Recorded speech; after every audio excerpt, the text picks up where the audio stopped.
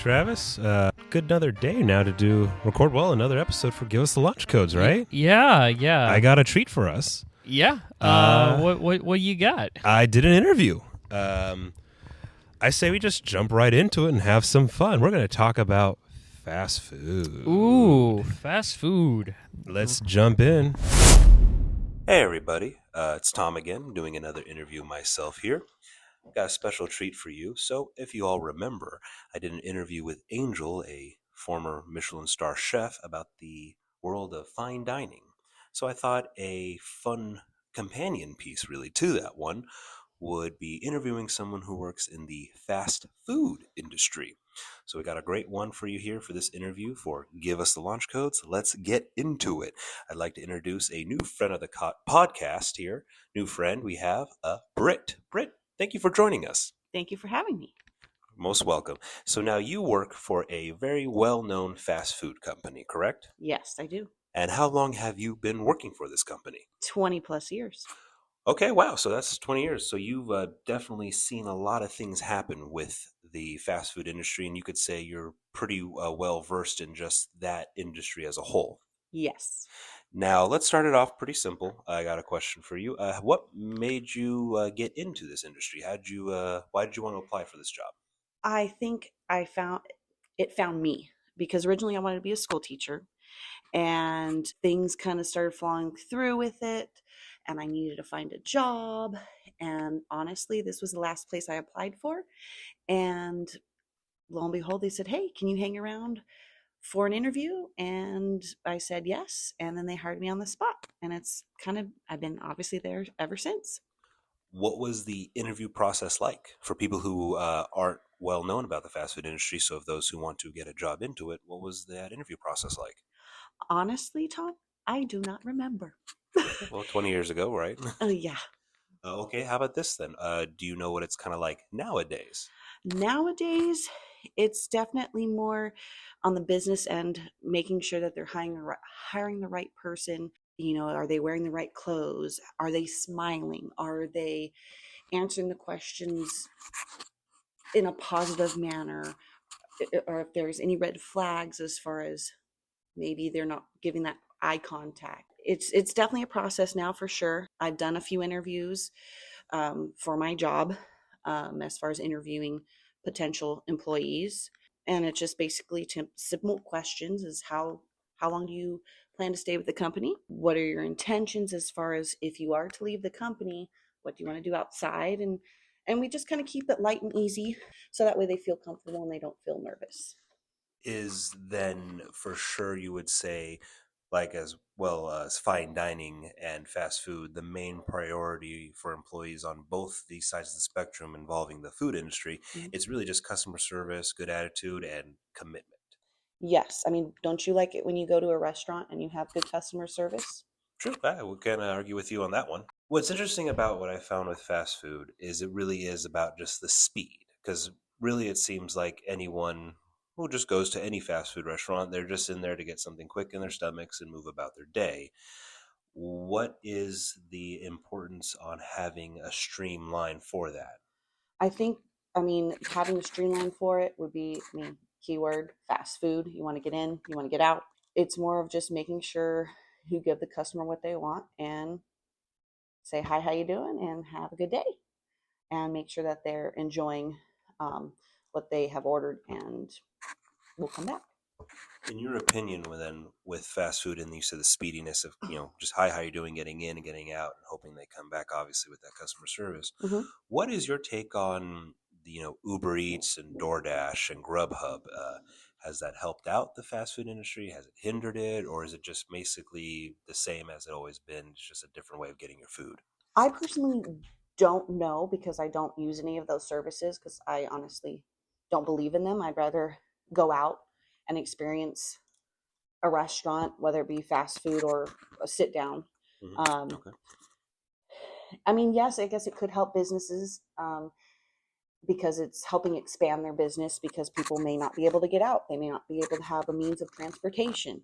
So this, helps them in that way, but they have to pay a fee, and that kind of sucks. I mean, you're already paying for the food, then you're paying for somebody to, and you never know what the guy or gal does with the food, if they decide to munch on it, or whatever it may be. But it's something I would never ever put my family at risk with. Does the company you work for utilize these apps? They do not. And why do you think that is, in your opinion, if you don't know the actual answer, or do you know why?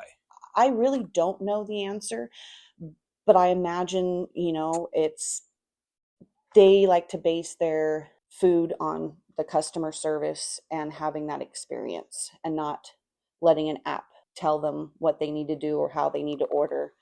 They go in for the experience. Again, you've been with the company for 20 years. Mhm. What has that 2 decades been like, and what have you seen with the ever evolving state of the fast food industry? Prices have gone up. Cost of living obviously has gone up, so that affects the costs of things. Whether if you go to your Del Taco, or the Habit, or whatever it may be. Being with the company for 20 years, as you Uh, have been, the evolving state of fast food. What's your one? What has your career been like? But two, what have you also noticed throughout your 2 decades of how fast food has evolved? it's definitely gotten busier. It's definitely more of a demand, because people have busy lives, whether they have kids or they don't. It's a quick bite to eat. And as far as the evolving part of it, because it's such a demand, it puts a lot on the workers too. And if it comes down to two, if they don't hire the right workers, then it kind of affects the overall business aspect of it. Because if they're not going to have a happy employee to give that good customer service, or to give them the experience that they need to be able to come back to their restaurant, that's what's kind of been lost a little bit, especially since having had COVID. You bring up COVID. What was that year like during your operations? I know everyone had to change the way they operated. Places I've worked at during COVID, I know we had a totally new regulations and rules for about, it felt like, a year. What was your experience with COVID during that time? It sucked. It made things a lot tougher. That time I was a manager, so it put a lot of stress on the management team, as far as making sure we were following the proper regulations, whether it be the 6 foot difference between the people in line or at the tables in the restaurant. Um, and also too, it got to the point where things were shut down, and we were closed, and we were wearing masks. Um, and it kind of, people would get agitated because they couldn't come inside. They were stuck through the drive lane wherever you were at. People would get frustrated, and it made their experience, you know, and it sucked for us, because it's like, especially because our focus is customer service, making sure we give them what they want. But when we can't do that, or if we're hiding behind a mask, I get regulations, I get rules, but that's kind of was the turning point of the industry, as far as like just how people act and their work ethic, and just how literally the world shut down. And we were having to ask questions every time the workers came into work. You couldn't stand next to a person for more than 15 minutes. If you did and they had COVID, then you know you could be, what was that called, that you be the 10 days. I'm Oh having a yeah, brain fart. the quarantine period. The quarantine period. Okay. So then that affected business, because then if somebody had COVID and then somebody was exposed to it, then that affected who we had on the shift. It affected labor.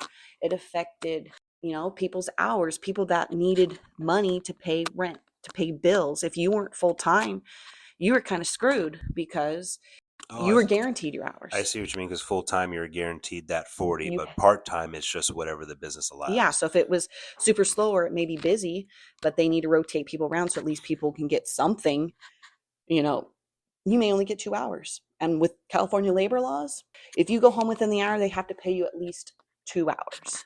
Who knows if they were actually doing it? Was I really looking at my paycheck, to be honest with you? Yes and no. But when you get down to like the crossing the T's and dotting the I's, who knows if they were doing what they needed to do to make sure the workers were, just in general, everywhere, we're being properly, what is that word? Taken care of? Yes. Okay. Yeah. Dialing Yes. it back a bit with your experience too. Uh-huh. When you said you brought up how busier people's lives have gotten, how busy the customers have their lives have been, would you say that you've noticed that it seems like customers in their personal lives, when they would come in and they would order food, you've Mm-hmm. noticed that there doesn't seem to be as much leisure in their lives? They're just coming to get food quick and go, keep going and going and going. Yes, I've noticed that, especially too with how the economy has been and how prices been raised and how much, you know, in the state of California, the minimum wage has been raised. And so that it raises everything else. And people are having to work more than one job to survive. Rents are ridiculous. Mortgages and interest rates have all gone up. And that affects people too. So more people are like in between their breaks or in between their jobs, they're coming in to eat. It's not just, hey, let's go for dad's birthday or mom's birthday or Mother's Day or Father's Day. It's more got to get in, got to get out, and they don't want to deal with anything. Now, with prices going up and that Mm-hmm. affecting the individual paycheck, Yeah. would you say then that customers are more picky about their food? Usually, when you get a burger, like, oh, great, it's a burger. Are people more now really looking at what they're eating to make sure they're getting their money's worth? Yes, I think so. But obviously, each restaurant, fast food chain, whatever you go to, they're going to look at it differently depending on, obviously, if you go to your Del Taco or your Taco Bell, it's not I'm not going to say finer of the fast foods, no, but like if you look at your In and Out or Habit, they're going to obviously look at that and look at the quality because of their names and what they're known for. I mean, was it Forbes or I don't know Or exactly the what, Fortune 500? or the Fortune 500 Yeah. with the top whatever restaurants, you know uh, obviously they're going to expect more out of it, and if they don't get what they want, then they're going to give a little more attitude, and in turn then workers are not going to want to work, or they give poor attitudes, and then in turn give bad looks for whatever company they may work for. So you did mention, Brit, that you are a manager or were a manager. I was a manager. So when you started off in this company you work for in Uh-huh. fast food, what was that journey like going up the ladder into management? Was it right off the bat? Did it take some time? And what made you decide?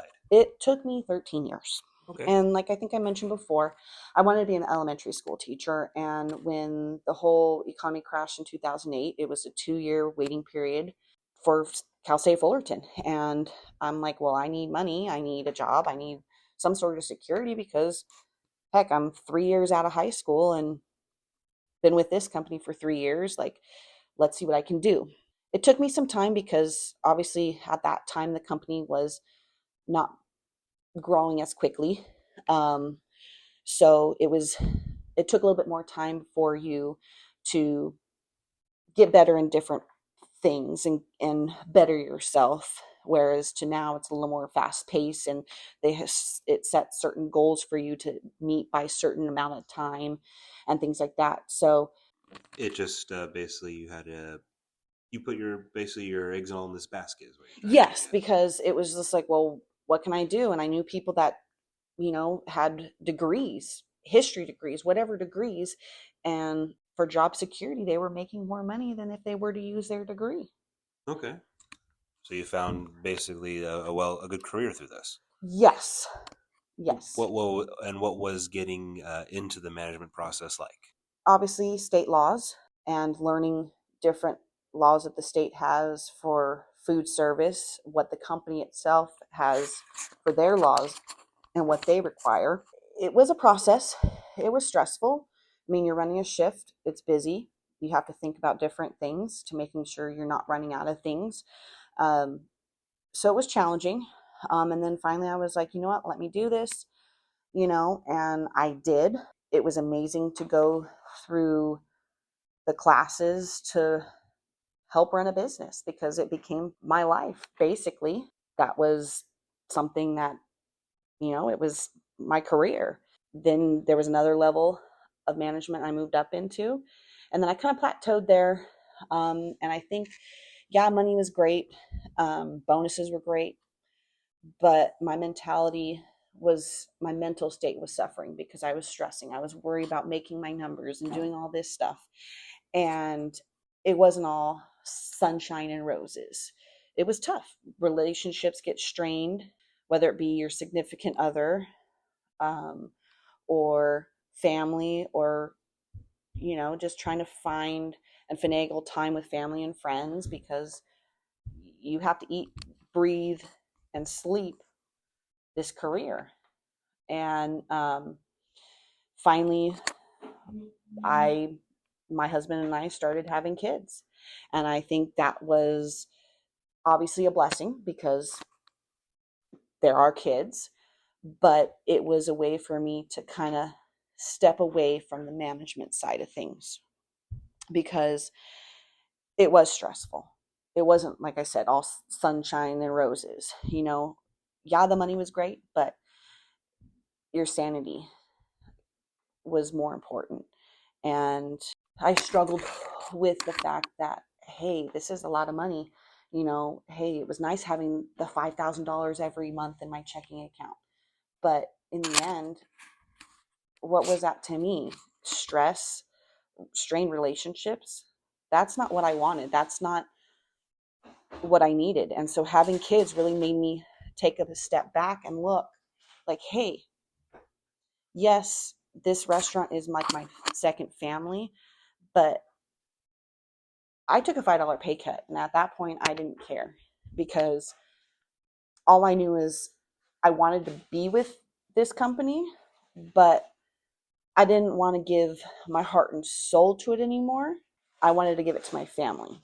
The anxiety, the stress, it wasn't worth it to me anymore. And how things have changed, from when I first started to now, and just expectations, and the kids that get hired, there's no sense of urgency. It's not the same anymore. It doesn't feel like family. It feels more like, hey, instead of us opening up a few places here and there over the course of so many years, to lots of places across the United States in a matter of 365 days. And it's losing its luster, it's losing its spark. Yet it's still making lots of money, and I'm still proud to be part of this company, because I wouldn't be who I am today if it weren't for this company. It's where I met my husband. It's where I met the person that married us. It's where I've come out of my shell from being this quiet girl to a talkative lady who goes to Target and could randomly be talking to somebody about something. And 20 years ago, I wouldn't be even thinking about that. Well, I'm glad to hear that you're doing better mentally. You need to take that time to put into what the family you're creating, and that just goes to show you too that your loved ones are more important than your career. But you did bring up something that was actually interesting that I would like to ask you. Yeah. You said that you've been saying that recently the new hires coming in aren't as motivated as they used to beforehand. What do you think what the factor is in that? What's causing younger generations who apply to jobs to just not be as motivated as when you were and throughout your time?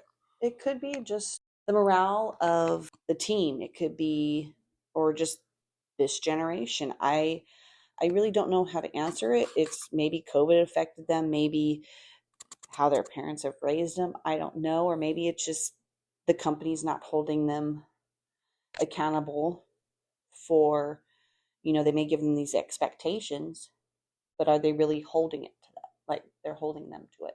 So there's multiple factors you think that have been changing overall with the attitude to working Yeah. as a younger kid. Oh, yeah. And especially as the business has grown, you may have had 20 years ago 3 or 4 people on a closing shift for our restaurant, but nowadays you need 7 to 10, depending on the day of the week.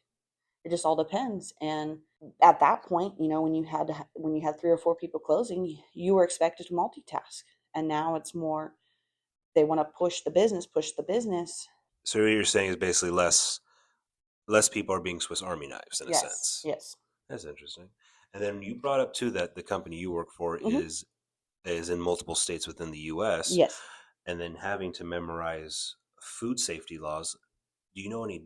Do you know any differences between California and, let's say, I'm assuming Texas and Arizona and Nevada? Like any I I differences? I don't know because obviously each state has their own labor laws, their own state laws, and all this stuff. So I don't know what Texas or Arizona's laws may be for something that may be 2 hours here for work, maybe 4 hours there. It just all depends. And obviously, California, you're going to get paid more.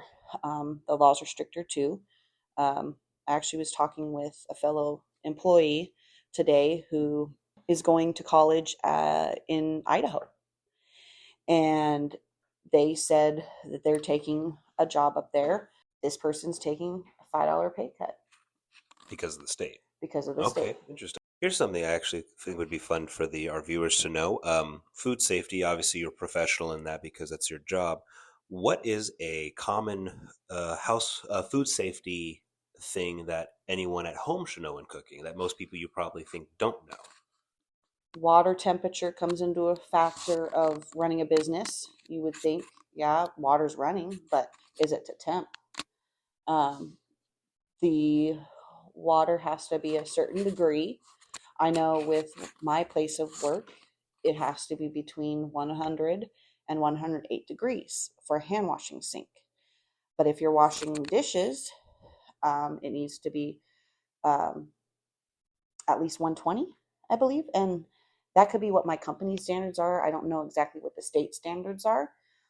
And for meat, beef is 155, I believe. But for my company, they want it to be a little warmer or a little hotter by 10 degrees with 165, just to make sure that product is cooked right. Now, I'm assuming you have temperatures and other equipment designed to check that throughout your Yes. shift, right? So Yes. now, if a family at home or someone living by themselves who doesn't have that equipment, what's some way they can know that the water needs to feel that certain way, just so when they're cleaning their own hands for their own health, is have to feel like if it's really hot, that's what you want actually, and if it's really cold, that's what you want. I mean, for home, I guess it's what your discretion is. Obviously, for me, I have dishwashing gloves at home. Um, I don't know how hot the water is. I know it's hot where I need to wear the gloves, and sometimes it's so hot that it still hurts even having the gloves on. But is that Um, what you would need for that safety level of cleaning everything and zero bacteria? oh, there's going to be bacteria on anything. You know, you could wash your hands and Still have something still on have it. something on it. Okay, here's one then for someone at home. Let's say after you cook a meal, you have some leftovers. Hmm. What is the time frame for how long it can stay out before you need to have it refrigerated, or it's just trash? Well, usually it's about 2 hours, and it all depends too what the product is. If it's say coffee, depending on the restaurant, it could be an hour, it could be two. I know, like if we have food prep stuff, depending on what kind of item it is, it could be 2 hours, it could be 24 hours, it could be 6 hours. It just all depends. Without me saying what company I work for, that'd be giving away. It's just saying on the prep. Yeah. So when having to deal with the public, Hmm. because that's the majority of the job, what is the best type of customer service everyone should know about when they apply for the fast food industry without having to get trained to give them, like, that little leg up? What is a good tip on customer service? I think smiling, um, kind of putting yourself when you put yourself in the customer's shoes. If you're applying for a job, you want to think about how would you want to be treated? Do you want to be treated by someone not smiling or by someone giving you attitude? Because you could already be having a bad day and that just makes it even worse. Whereas if you come in with somebody that just, hi, how you doing? Wherever it may be, you know, maybe it cheers you up, or maybe it gives you that experience. Maybe it starts making you think like, hey, and I think just in general, even at the grocery store, people's attitude does play a big role in customer service or a big role in whatever industry, because, that kind of sets the vibe, sets the mood, sets the morale for whatever it may be. When I was growing up, I always loved going to, for example, McDonald's. I always thought it was a cool thing as a kid. We all knew back then, obviously, like McDonald's wasn't healthy, but it was the experience, it was the fun, especially like sometimes certain McDonald's had a N64, the Jungle Gym area, and then hell, I even had a couple of like McDonald's birthday parties there. Yeah. Small ones, but they were still like celebrations and stuff. Yeah. But I've noticed now when I go into, still example, the McDonald's, the whole atmosphere has changed. I'm not saying the workers, but like the architecture, the design, the structure, even outside the building, like you used to have like animals, like it's more streamlined. It's more streamlined. Why do you think a lot of fast food places are losing that 90s, early 2000s charm? Yeah, well, not the nostalgia, but the charm that it had to bring families in, and now it's more corporate feeling. Why are certain companies, you think, doing that in fast food? I really don't know how to answer that. For instance, there was a McDonald's. It's still there over by Knott's Berry Farm. We used to call it the Train McDonald's. That's someplace that we would go when we were younger every Friday. That was the treat when my grandmother would pick us up from school while my parents were at work. And I was visited there about a year ago with my mom to pick up some food and to see how much it had changed in probably, we'll say, 20 years since I'd been there. I don't even think the trains were even going, but the tracks were still there. There used to be a ride you can ride in there. That's gone. Now you have codes for the bathrooms. There's graffiti. And I don't know. It's just because maybe the way the economy's been and there's more homelessness. I don't know, to where they can't afford to have some of those items anymore because they can be vandalized or damaged, or maybe that's not that image anymore. Who knows? I mean, I don't really know. Stuff has changed. I even noticed when I've gone to a couple Carl's Juniors, there's actually a time limit now on how long you can be in there. I think it's 90 minutes, isn't it? I've seen some that say 30. It just all depends. It just depends on the area and every too. Mm-hmm. That is changed. Here's a fun one. What is a customer experience, or just an overall like funniest moment you've had in your company that would differentiate from other industries? What makes that a memorable shift? I've had lots, to be honest with you. I think the most embarrassing one was I was pouring a shake and poured it perfectly fine. Went to hand it to the customer, thought it'd be funny to kind of slide it, and it ended up sliding over off the edge of the counter and onto the floor during the rush. There was another one where I brought out a gentleman his order, and he was very thankful for it, and he ended up calling customer service and giving me a compliment, and I was recognized for that. I've met celebrities. Oh, really? Like who?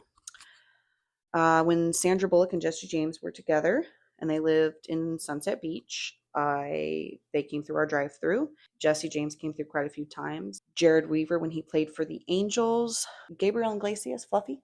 Oh, really? Nice. What's the guy from Friday? The taller one? Black guy? Chris Rock? No. Chris Debo? Tucker. Oh, Debo. Debo, yes. He would come in with his wife. Oh, wow. In a Bentley. Right. Who else? Wee Man from Jackass. You saw Wee Man? How's Wee Man? I like Jackass. If you ever saw the episode of Punk'd in his little Jetta wagon, that's a car he came through. That's what he came into? So he actually drives that and stuff. Yes. Awesome. Cameron Diaz. Wow. So I hope I'm not giving away where I work. No, but Cameron Diaz, that's really cool. What do you think is the future of fast food going now, like 10 years from now, 20 years from now? What do you see it, how do you see it changing? Well, I noticed going into McDonald's, I went to go pick up some food real quick, and like a lot of places are going to now, the kiosk, you have to order. You go in, you order at the kiosk instead of ordering from the counter. I went into McDonald's by the house, and I was waiting in line, and I get to what I would think to place my order, and she was like, "Are you here to pick up your food?" I said, "No, I'm here to order my food." And she says, "Well, you got to order at the kiosk." And then she just turned around and walked away. And even just how that McDonald's has changed as far as the ambiance of how the front counter you used to be able to see kind of into the kitchen. Now it's just like a wall and they go on to the side. And so I ended up just saying, screw this. And I walked out and went over to Jersey Mike's. When you said a kiosk, it kind of reminds me how some retail and grocery stores are doing self-checkout. Mm-hmm. Why do you think that's more prevalent in our society, the self-checkout and kiosks where you're not? Because they're trying to find the shortest line possible. That's what I think. But then at the same time, too, it's just maybe they just don't want to deal with anybody. They'd rather just deal with a computer. I mean, so heck, some people don't even write checks anymore. I mean, I'm going on how old? I'm going on 40, and these kids that I work with don't even know what a checkbook is. They just know debit card. And that's something that I want to instill into my kids. This is how you write a check. Why would you think newer generations, and it seems overall society, because people from from older like millennials and baby boomers, they're also, you see them doing the kiosk and self checkout. Why do you think all generations are just accepting this type of experience while shopping, whether it's as a grocery store or at fast food? Why are we accepting it, you think, without a fight? I don't know, and I've noticed a change more so. You can't keep saying, "Oh, COVID's to blame, COVID's to blame," but it's like I think it's definitely affected how businesses want to be ran in some ways, and to think, well, what if this happens again? Hey, at least we can still have customers. We won't have to talk to them. Well, it's interesting. You bring up COVID. I know COVID affected, for example, the film industry by the fact that so many people were streaming more, and experts in that industry said like COVID pushed everything 20 years ahead. The streaming stuff was there, but the prevalence of just watching everything at home, we predicted that 20 years from now is going to be a slow build. But with COVID, everyone's stuck at home. It skyrocketed. Do you think COVID brought what was supposed to happen, let's say in 2040, everything to now 2020? It definitely sped things up for sure. I think because they needed backup plans, and that's why everything was so like, oh, how do we approach this, or how do we do this? And for me, I still want to do it old school, and that's how I plan to raise my kids. Whereas to limit the screen time as much as possible. Obviously, sometimes it's hard to. I'm not going to lie, but go out and have an adventure. Go out and do something, and not just hide behind a screen or hide behind a video game or hide, utilizing apps like Uber Eats, and then using go out and go have actually talk to someone. A field trip. Heck, my husband and I have date nights, and you think, oh, a date night would be going to the movies or having a fancy dinner or what have you, but we kind of take a date night any which way we could. And if that means us going to get gas in the car, whatever it may be, it's getting out there, or to go grab a bite to eat at the local fast food restaurant. I don't want to be at home all the time. Yeah, it's great to be home, but getting out's better. Getting out's a little bit better. Yeah, sometimes people can be crazy and it can be frustrating out there, but you can't be home all the time.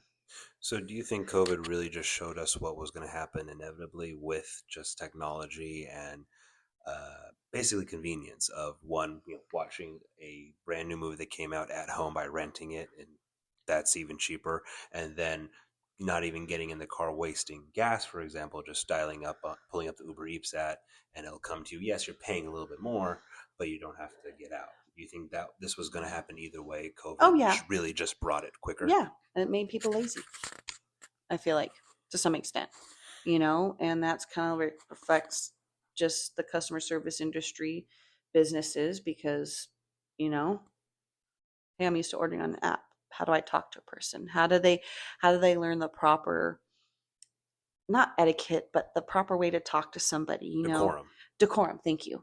A handshake, a good old fashioned handshake. Heck, church. They don't even, I'm Catholic. I know I'm not a good Catholic because I don't go to church all that often. But when I do, when they do the peace be with you, or you're supposed to shake your hand, a lot of people aren't doing that anymore. And I get people are scared and nervous because, the sicknesses and illnesses and all that stuff out there. But it's probably all been around, that 6 months before COVID was actually considered COVID, sicknesses went around businesses and you thought, oh, it's just the flu. So who knows? We could have had COVID-18, COVID-17 and not even know. And then all of a sudden, It just became this big pandemic because of something out of, was it China or something like that? Or what was it? Or something? Well, where it originated It from, it done? could have Yeah. always been there, is what you're saying. Yeah. Now, you being a manager, because you did say that. Yeah. No longer What one, would be used to be a manager and having to interview a lot of people no. for the job? What would be some tips you would give anyone applying for fast food or just any job? What's a good way to stand out from the rest? Now more be professional with how you may dress. A lot of kids now who are 16, even though they may not have any work experience, bring a resume. Did I ever make a resume when I thought 20 years ago? No. Do I know how to write a resume? Kind of. But, that smiling, a strong handshake, looking at the person. I know for me, 20 years ago, it was more being part of a team. And there's no I in team. But sometimes I think nowadays there are. And just being positive, be you, be honest. Don't be fake just to, because in the long run, yeah, it could affect the business once you're on part of that team. But also at the same time, too, don't do it just to do it for yourself. um, if you really want to do something, go for it. Don't let your nerves, just be you. How should one dress for an interview? I know when I dressed 20 years ago, this was the last place I'd ever thought I'd say, hey, you want to stay for an interview? I was in jeans and a t-shirt. Nowadays kids come in dress slacks, maybe a button-up t-shirt, or not t-shirt, but a button-up shirt, maybe a tie. I've seen people in suits. It just all depends. It's to look professional, but sometimes when you look too professional and out of place, it's like you're trying too hard. And don't, obviously, yeah, you want to portray yourself as like this great worker, this person that's willing to be part of this team, but at the same time too, don't sell yourself too much where you sell yourself short. So Does that make sense? It sounds like, yeah. What sounds like you're saying is don't dress for the interview, dress for the job you want to be at. Because Yes. every job is different in atmosphere, attitude, and attire. So if you're gonna go to like an office job, dress in the suit. If you're gonna interview for like the liquor store, dial it down a bit.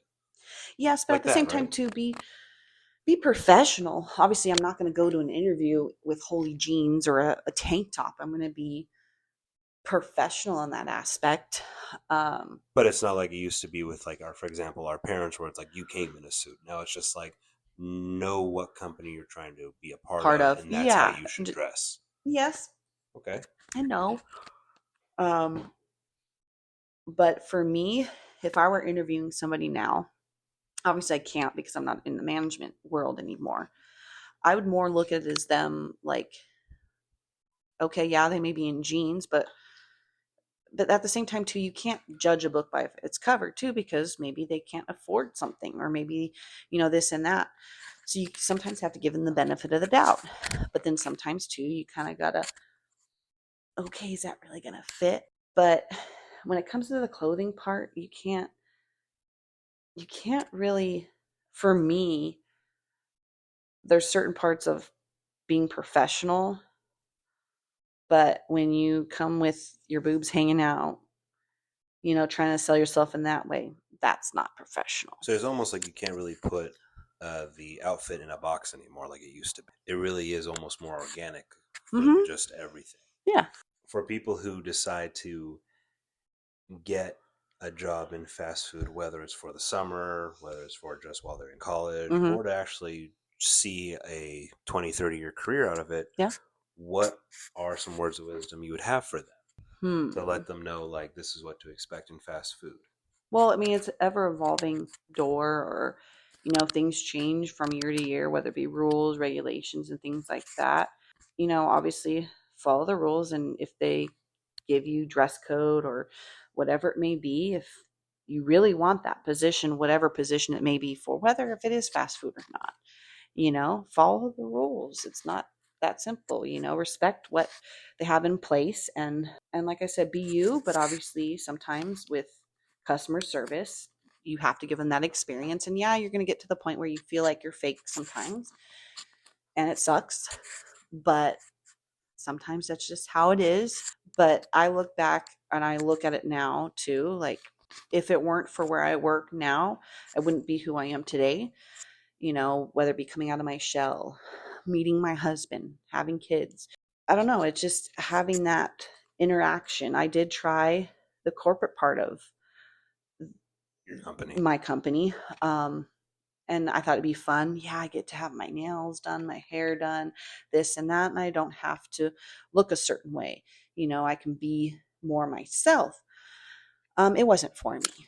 I'd rather have that experience of talking to somebody in person. I wanted to not be on a phone handling something. Yeah, obviously I wanted to take care of the person, but you had to make you sound like you're smiling on the phone, and it wasn't for me. I wanted to be in the trenches, I guess you could say, Yeah. and deal with it in person. Even if they call and complain and say you eye roll or you're giving the wrong it's going to happen. People feel like they are entitled to certain things and need to be treated a certain way. But if they ever worked, you know, at any point in customer service industry, fast food industry, if they were to be in our shoes and see how sometimes they may treat us, and then if we were to be them and they be us, they would not like it. Or they'd be like, oh, this is a different. For example, my mom had worked corporate insurance, all this stuff. And then as she got older and we grew up and things like that, she wasn't wanting to stay in the business. So she went to work for a dealership. And then at one point, I think it was, no, it was after, it was before COVID. She went in to work with a family friend that had a pizza place. And, you have to have a food handler's card. And she said, now I understand the respect that you have to have for people that work in customer service, food service, because it's a lot. And sometimes it's not for the faint of heart. Sometimes, and that's what kind of gets back to hiring the right people and how COVID's changed things, or how things have changed because people's work ethics aren't there. And then in turn, it kind of creates a downfall for everything else. Does that make sense? Yeah, it makes sense. I hope I make sense. No, you do. Here's one question I had. Again, moving up the ranks, being in management, and then stepping down to help with morale in which would be, I'm assuming, the kitchen, kind of like in fine dining. Yeah.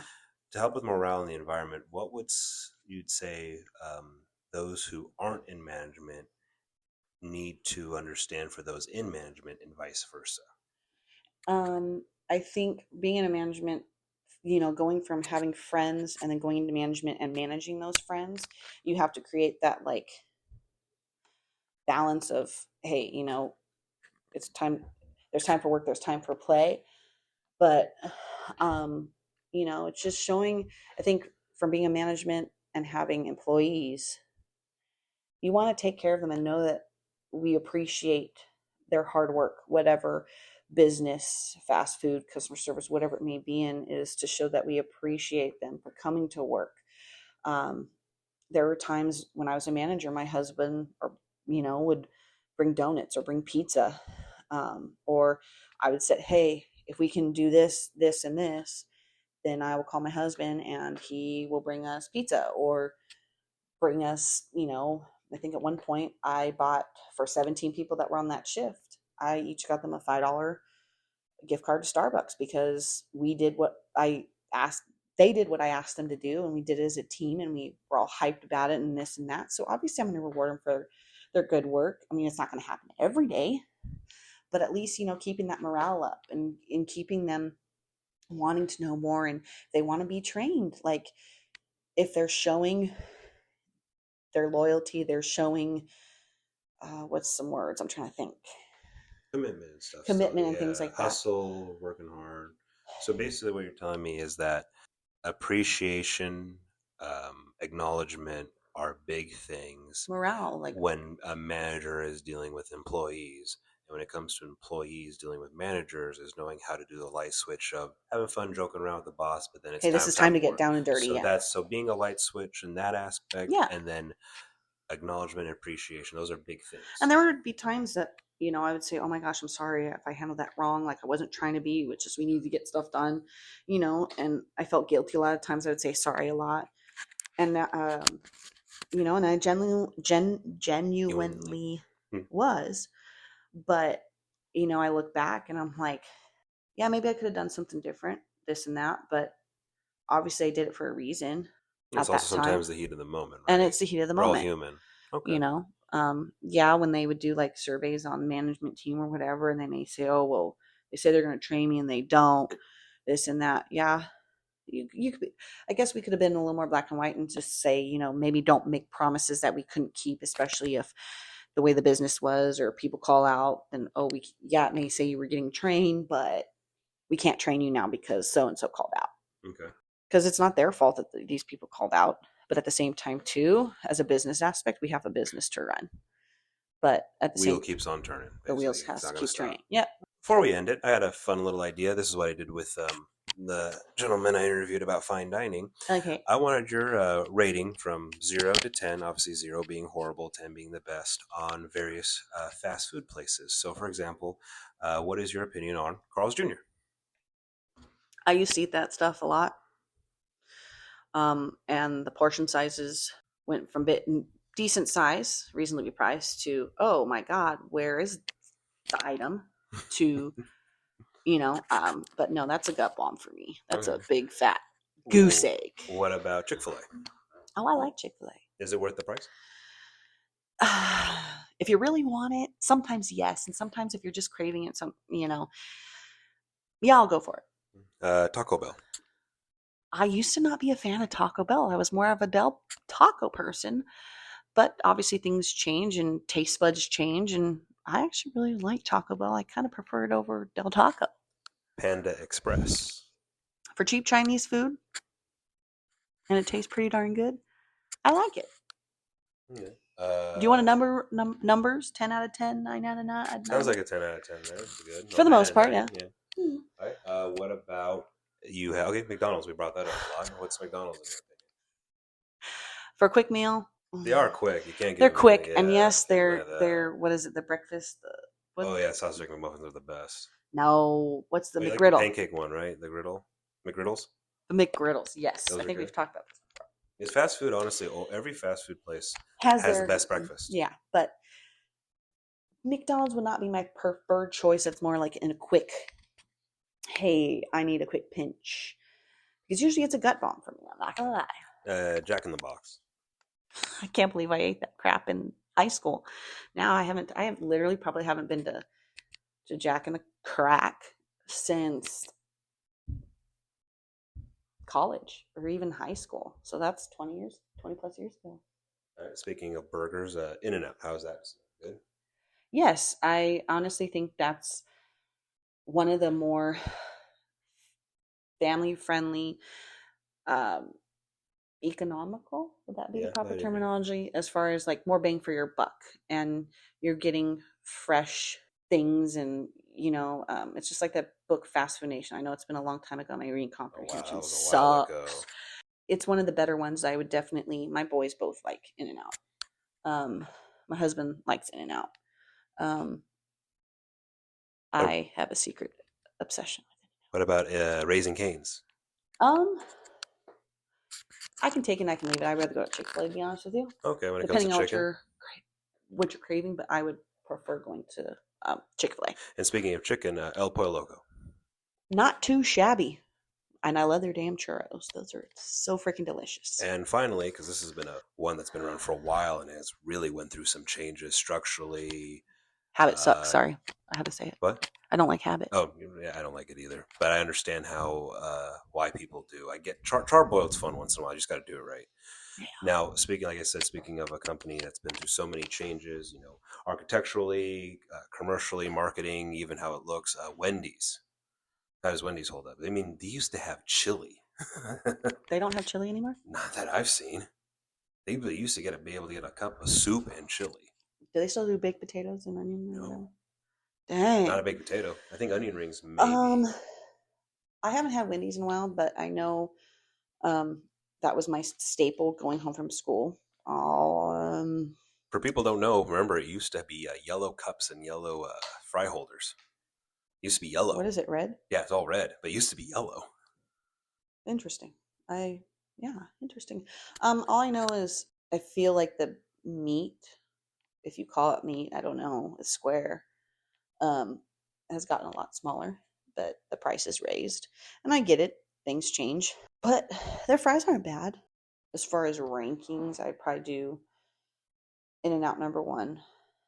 When it comes to burgers and fries? When it comes to burger and fries. Wendy's would probably be up, and then obviously Chick-fil-A. But as far as like burgers and fries, Wendy's I feel like would be above McDonald's, if that makes that makes sense. Puts in perspective to how I'm thinking.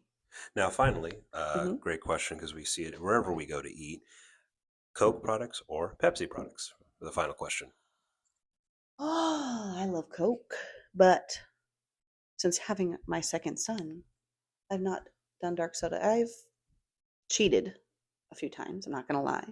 But I've tried to stick with was it clear soda or Sprite? Like Sierra Mist and Star yeah. Aids, right? Is it good for me? Probably not because of sugar still, but I would drink Coke every day. So Coke's still the best when it comes to just complimenting any meal? Even if I don't drink Coke, I would still rather have Coke over Pepsi. Yeah, Costco, you go shopping, it was Pepsi product. Now it's Coke product, which is even better. But sometimes when you do have Pepsi in a fountain drink, it's not bad, but I still like Coke. Alrighty, well, that wraps up the interview. Brit, thank you for taking the time out of your busy schedule of being a mom and working for the interview. Thank you very much. Thank you for having me. So what'd you think?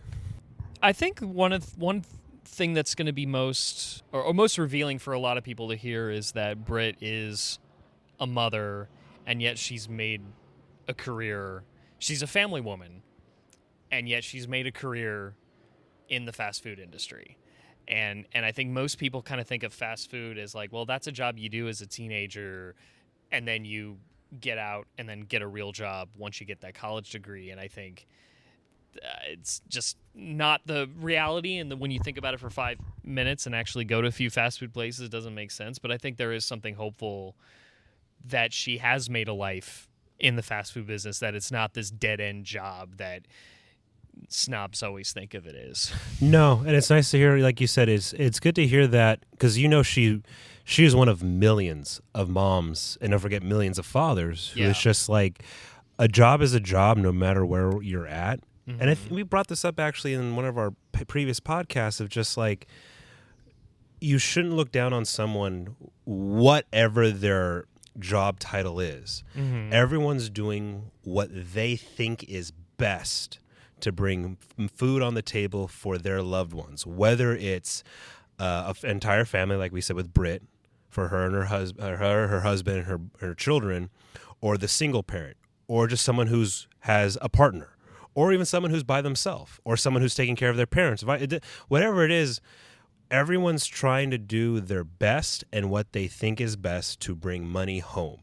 And that includes fast food where every American goes. Yeah. So don't look down on someone for, saying, order number 64, would you like fries for that? Want to make that an extra large? Here's the kids' meal. No. Why are you there then if you're looking down on it? Yeah. Every American loves fast food. I love fast food. I love McDonald's. I love Taco Bell. I love Chick-fil-A. I love In-N-Out. I even love the quote unquote higher end fast food places like The Habit to it. You know what I mean? Like, oh yeah. Food is food. And when it's made by people who have families, it's a better time. What was reinforcing me in that interview is that everyone deserves a living wage no matter what their job. If the job is paying, they should be able to have a life with that money, because in the case of Brit, she's got family, she's paying for more than just her. Yeah, and if her children are looking up to her, why can't the community? Damn right. Because when a kid looks up to you, that means humanity's looking up to you. I salute you, Brit. Sorry I couldn't be there for the interview, but I think we are never going to be able to do interviews together. We got to work on that. We'll work on that soon. This is what I get for going on a vacation with my wife. All right. That's the podcast, though. Hope everyone enjoyed it. Another great episode for Give Us the Launch Codes. I'm Tom. I'm Travis. Good afternoon, good evening, and good night. Bye, everyone.